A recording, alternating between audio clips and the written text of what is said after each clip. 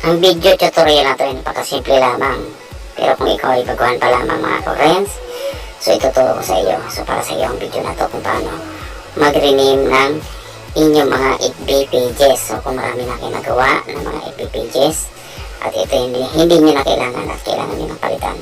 So ituturo ko sa iyo mga ka-friends kung paano magpalit ng mga pangalan gamit lamang ng ating mga cellphone.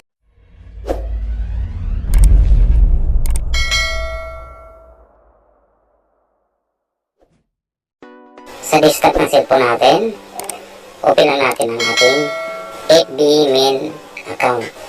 Then hanapin nyo na lang mga kapres yung pages, no? Ng inyong mga pages.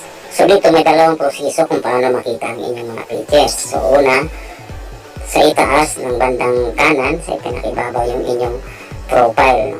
Or ang